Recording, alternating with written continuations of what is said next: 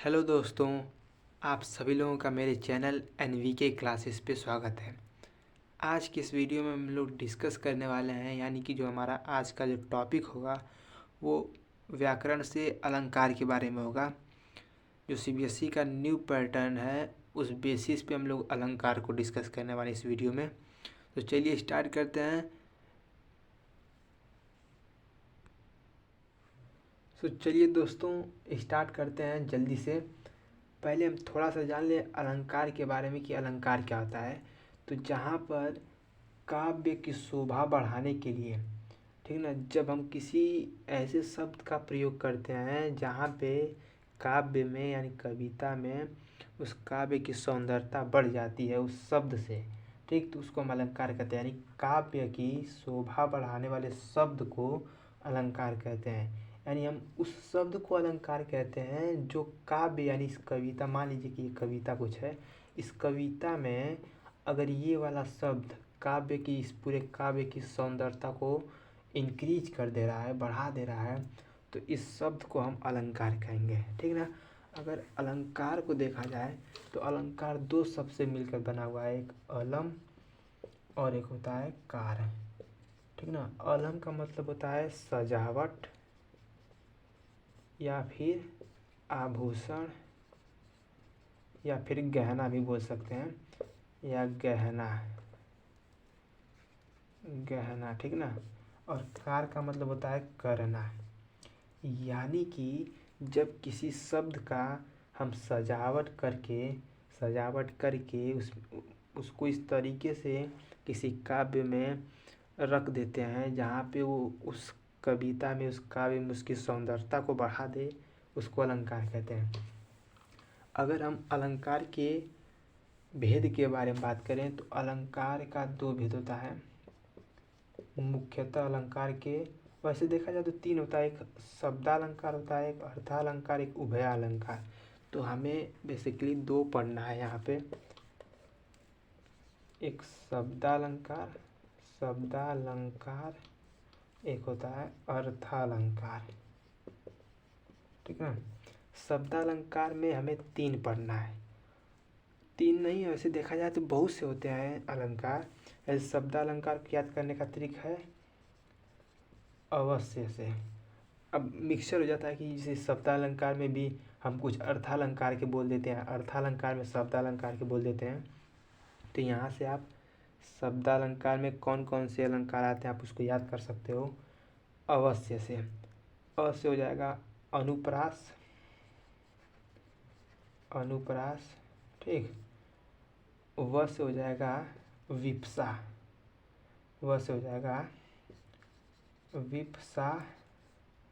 ध्वनि से रहेगा, ठीक है। विप्सा, स से श्लेष और य से यमक। ये इसमें चार आता है, लेकिन हमें पढ़ना कितना है, इसको नहीं पढ़ना है, ठीक है ना, तीन पढ़ना है। इस तीन में से भी हमारे जो बोर्ड के, इस वाले बोर्ड के एग्ज़ाम में जो हमारा आने वाला अलंकार शब्दालंकार से, ये बस श्लेष आने वाला है, ठीक है ना, शब्दालंकार से। यानी कि हमें इस शब्दालंकार से श्लेष को पढ़ना है इधर, और इधर पांच होते हैं अर्थालंकार में, उपमा, उत्प्रेक्षा, मानवीकरण, अतिशयोक्ति और उपमा, उत्प्रेक्षा, मानवीकरण, अतिशयोक्ति और रूपक, ठीक ना। ये पांच होता है। यहाँ पे हमें एक उत्प्रेक्षा पढ़ना है, मानवीकरण पढ़ना है और अतिशयोक्ति पढ़ना है। यहाँ से भी हमें इस दो को नहीं पढ़ना है, जो कि हमारे सिलेबस में इस बार नहीं आ रहा है। तो बेसिकली हमें पूरे अलंकार में सिर्फ चार अलंकार पढ़ना है। पहला पढ़ना है हमें श्लेष अलंकार, दूसरा पढ़ना है अतिशयोक्ति अलंकार, मानवीकरण, उत्प्रेक्षा अलंकार, हमारा श्लेष अलंकार, ठीक ना। यहाँ पे इस श्लेष अलंकार में देखो, पहले हम जान ले कि श्लेष का मतलब क्या होता है। तो श्लेष का मतलब होता है चिपकना, चिपकना, ठीक ना। श्लेष का मतलब होता है चिपकना। तो एक विशेष शब्द अर्थ अर्थ अर्थ इसका क्या मतलब है, यानी कि जब किसी एक विशेष शब्द का एक से ज़्यादा अर्थ हो, यानी कि जब किसी काव्य में कोई एक शब्द हो और उससे तीन तीन अर्थ, तीन तीन का अर्थ जरूरी नहीं है, मतलब एक से ज़्यादा होना चाहिए।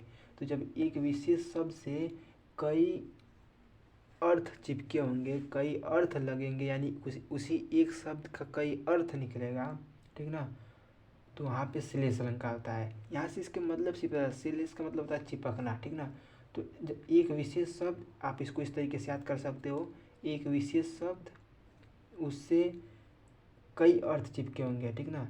एग्जाम्पल की मदद से समझ में आ जाएगा। चलिए उदाहरण की मदद से समझते हैं।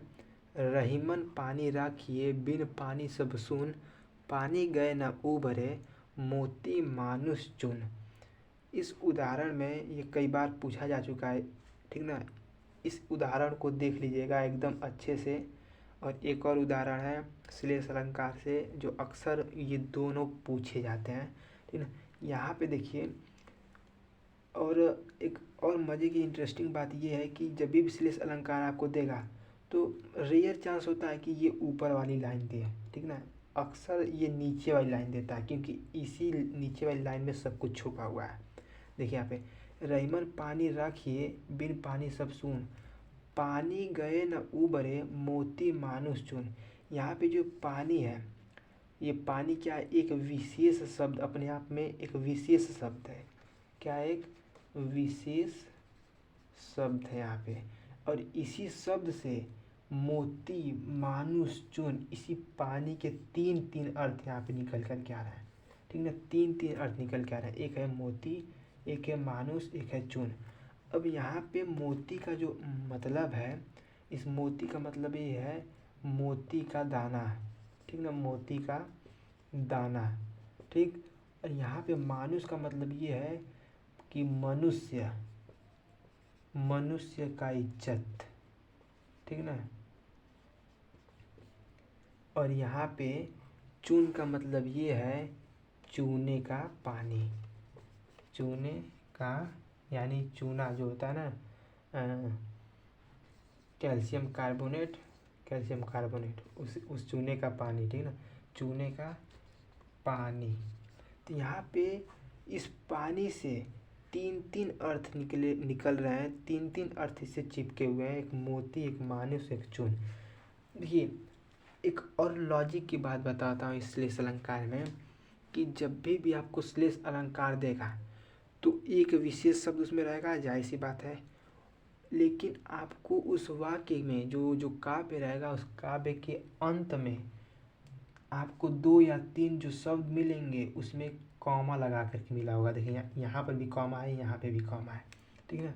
तो जब कभी भी ऐसे काव्य में एक कोई विशेष शब्द हो और तीन तीन अर्थ, चार चार अर्थ या दो दो अर्थ प्रकट करें, और हर अर्थ में के बीच में कॉमा लगा हुआ, यहाँ पे, ठीक ना, तो वहाँ पे श्लेष अलंकार करत, ये भी मोस्ट खतरनाक एग्जाम्पल है।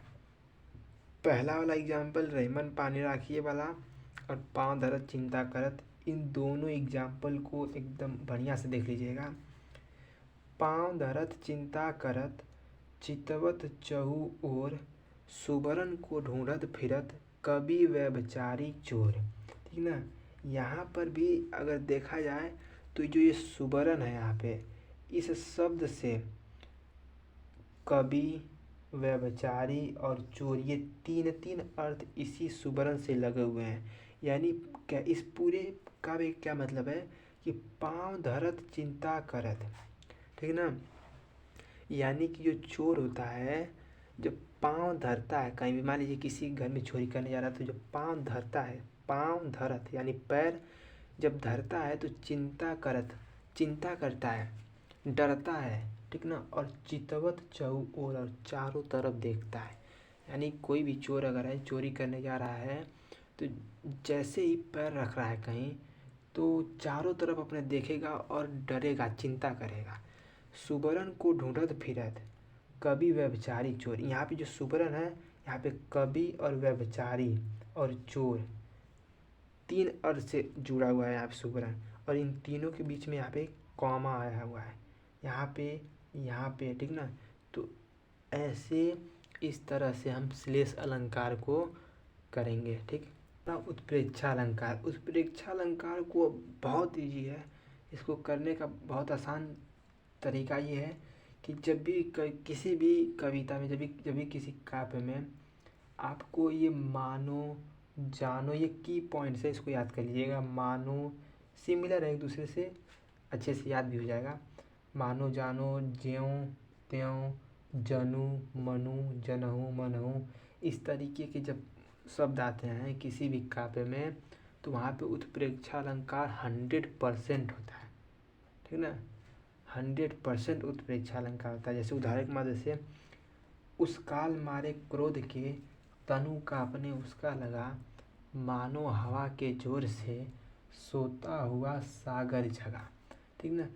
तो यहाँ पे आपको आंख बंद करके नहीं, आंख बंद करेंगे तो दिख रहा है कैसे, आंख खोल करके मानो यहाँ पे आपको दिख रहा होगा, ठीक ना। मानो जानो ज्यों, तो ये जो कुछ भी आएगा, ठीक, तो वहाँ पे उत्प्रेक्षा अलंकार होगा, ठीक। अगला उदाहरण है हमारा, सोहत ओढ़े पीठ पथ श्याम सलोने गात, मनहु नीलमणि शैल पर आतप पर्यो प्रभात, ठीक ना। यहाँ पर भी अगर आप देखें तो यहाँ पर क्या है, मनहु। आपको यहाँ पे कुछ खोजना नहीं, अगर आपको सिर्फ ये दिख गया, मनहु दिख गया, मानो दिख गया, जानो दिख गया, ज्यों त्यों, जनु मनु, ये जो सब, ये जितने भी वर्ड्स हैं सब दिख गए, कोई सा भी दिख गया अगर आपको, तो आपको बिना टाइम को वेस्ट करते हुए उत्प्रेक्षा अलंकार को,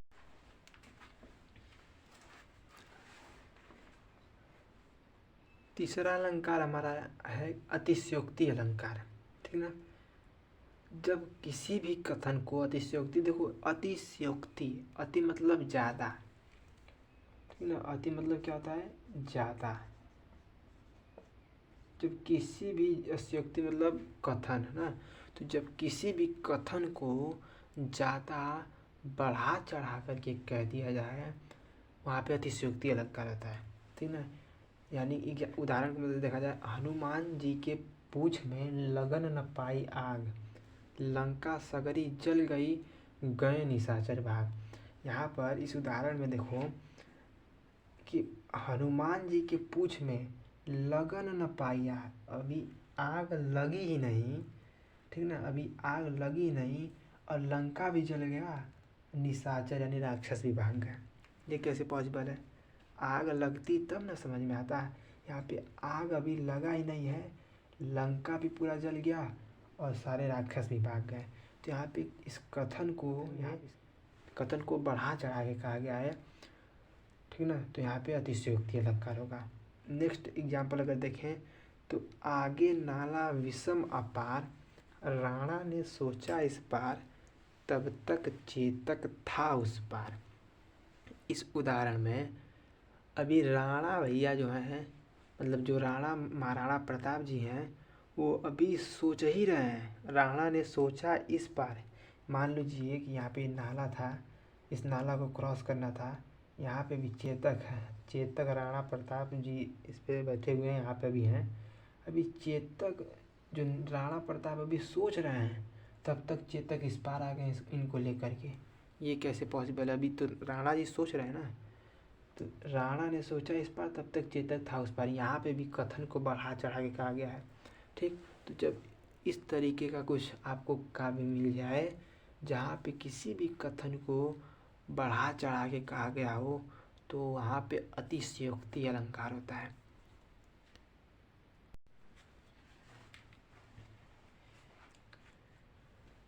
लास्ट हमारा है मानवीकरण अलंकार। इसके नाम से ही पता चला है मानवीकरण, ठीक ना। जहाँ पे मानव मतलब कुछ ऐसा हो जहाँ पे मानव का तुलना कुछ किया गया हो, इस तरीके का कुछ लग रहा है ना। देखते हैं मानवीकरण, यानी कि जब जड़ जड़ का जो जड़ है, जड़ पर चेतन का आरोप हो। जड़ क्या है भाई? जड़ का मतलब प्रकृति या फिर निर्जीव। जड़ का मतलब प्रकृति या निर्जीव, और चेतन का मतलब है सजीव। ठीक, यानी कि जब किसी भी प्राकृतिक का चीज़ जो भी हो, जब किसी प्राकृतिक का चीज़ या और निर्जीव का चीज़, मतलब ठीक ना, समझ रहे हैं? जब कोई प्रकृति या कोई निर्जीव चीज़ हो, उन सब का तुलना सजीव से किया जाए, ठीक, तो वहाँ पे होता है मानवीकरण अलंकार। ऐसे उदाहरण को समझते हैं। बीती विभावरी जागरी, अंबर पनघट में डूबो रही, तारा घट उषा नागरी। यहाँ पर जो बीती है, बीती बीती का जो मतलब होता है, ये होता है रात। और रात क्या चीज़ है? प्राकृतिक है, प्राकृतिक चीज़ है रात। ठीक, तो यहाँ पे क्या है? प्राकृतिक चीज़ है, प्रकृति लिख देते हैं यहाँ पे। अब यहाँ पर बीती, उसके बाद अंबर, अंबर, ये भी यहाँ पे अंबर भी क्या है? प्रकृति की है। अंबर किस चीज़ का पर्यायवाची है? कपड़ा का, कपड़ा। तो सॉरी, यहाँ पे कपड़ा जो है प्रकृति के, नहीं, ये निर्जीव है, निर्जीव। ठीक, और तारा मतलब तारा होता है, यानी जो आसमान में चमकते हैं, तारा। ठीक, तो यहाँ पे लिख भी देते हैं तारा। तारा क्या है? प्राकृतिक। और यहाँ पे उषा, उषा मतलब क्या है? महिला। ठीक है, किसी महिला की तुलना किया गया यहाँ पे, किसी महिला की तुलना किया गया है। तो बीती विभावरी जागरी, अंबर पनघट में डूबो रही, तारा घट उषा नागरी। बीती मतलब रात। यहाँ पे जो रात है ये भी प्राकृतिक है, प्रकृति की चीज़ है। कपड़ा निर्जीव है, तारा प्राकृतिक है। इन सब की तुलना उषा नागरी यानी किसी महिला से किया गया है। ठीक, तो जब किसी भी काव्य में किसी प्रकृति का चीज़ हो, निर्जीव हो, उस सब का तुलना जब हम किसी मनुष्य से करें, यानी किसी सजीव चीज़ से करें, तो वहाँ पे मानवीकरण अलंकार होता है। एक और उदाहरण के मदद से समझते हैं। यहाँ पे अगला उदाहरण है हमारा, मेघ आए बड़े बन ठनके संवर के। ठीक ना, यहाँ पे देखो, अगर देखा जाए यहाँ पे, तो मेघ, मेघ मतलब क्या है? बादल, और बादल क्या है? प्रकृति। ठीक ना, प्राकृतिक है ये भी बादल। तो मेघ यानी बादल, आए मतलब आना, बड़े बन ठन के संवर के यानी सज धज के। तो क्या जो मेघ यानी जो बादल है, ये कभी सज धज के आते हैं क्या?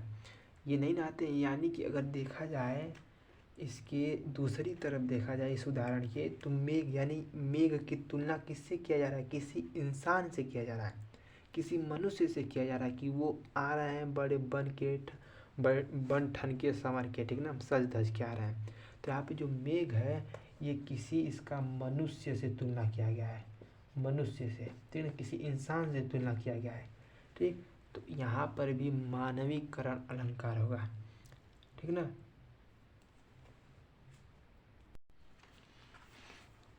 तो इसी के साथ साथ हमारा चारों अलंकार खत्म हो गया। एक बार फिर से क्विक रिवीजन कर लेते हैं इसका। देखिए, पहला क्या था? श्लेष अलंकार।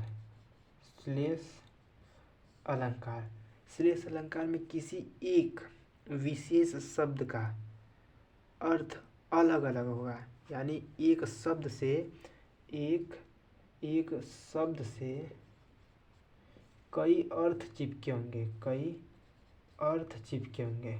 ठीक ना, वहाँ पे क्या होगा? हमारा श्लेष अलंकार होगा। और उस शब्द के, उस काव्य के अंत में जिस शब्द से वो दो शब्द या तीन अर्थ जो चिपके होंगे, उन हर शब्द के बीच में कहीं ना कहीं कॉमा जरूर होगा। ठीक है ना, 98% गारंटी कॉमा होगा। ठीक ना, तो वहाँ पे श्लेष अलंकार होगा। दूसरा हमारा था उत्प्रेक्षालंकार। ठीक ना। उत्प्रेक्षालंकार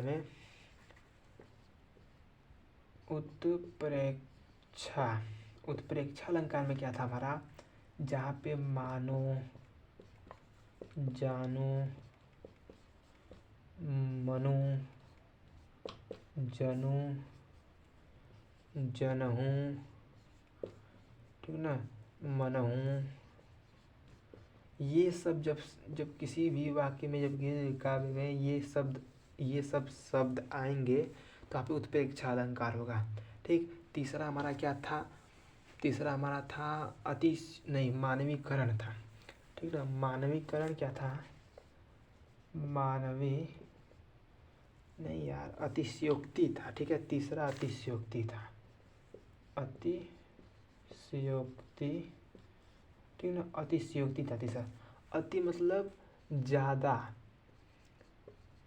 ज़्यादा किसी भी चीज़ का जब अति हो जाता है यानी ज़्यादा हो जाता है। ठीक। यानी जब किसी भी कथन को नैरेटर यानी जो वक्ता होगा उसके द्वारा कथन को बढ़ा चढ़ा के कहा जाएगा, नमक मसाला मिर्च छिड़क करके उस पर कहा जाएगा। ठीक ना। यानी कि अगर हम देखें 1 किलो का बात होगा तो उसको 5 किलो बना दिया जाएगा। समझ रहे हैं। तो जब किसी भी कथन को बढ़ा चढ़ा करके प्रस्तुत किया जाएगा तो वहाँ पे अतिशयोक्ति अलंकार होगा। जैसे उदाहरण में था, हनुमान के पूँछ में लगन न पाई आग, सगरी लंका जल गई, गए निशाचर बाग। अभी हनुमान जी के पूँछ में आग ही नहीं लगी तब तक लंका भी जल गया और निशाचर भी भाग गए। ठीक ना। ये क्या है, श्री राम जी का खेल है। ठीक। तो यहाँ पर अतिशयोक्ति अलंकार था। चौथा क्या है, मानवीकरण अलंकार। मानवीकरण अलंकार, ठीक ना। मानवीकरण अलंकार था। यहाँ पर मानवीकरण अलंकार में किसी भी प्रकृति का चीज़ या फिर निर्जीव हो उन सब की तुलना किसी सजीव से किया जाए, यानी मनुष्य से किया जाए, किसी जीव जंतु से किया जाए, मतलब वो सजीव होना चाहिए। तो जहाँ पर प्रकृति का तुलना, निर्जीव का तुलना किसी सजीव से किया जाए तो वहाँ पे मानवीकरण, मानव, ठीक ना, यानी कि मानव के रूप में किया जाए। किसी भी निर्जीव प्रकृति के चीज़ का तुलना किसी मानव से किया जाए तो मानवीय अलंकार होगा। ठीक ना। उत्श्लेष अलंकार, उत्प्रेक्षा अलंकार, अतिशयोक्ति, मानवीकरण, ये 4 अलंकार ही इस बार आ रहे हैं हमारे बोर्ड के पेपर में। ठीक। इन चारों को विशेष ध्यान दें। सो आई होप पसंद आई होगी वीडियो। और यदि वीडियो से अगर आपको ज़रा सा भी नॉलेज बिल्डअप हुआ हो तो प्लीज़ चैनल को लाइक करें, शेयर करें और सब्सक्राइब पे चढ़ जाएं। मिलते हैं नेक्स्ट वीडियो पे। Till then thank you.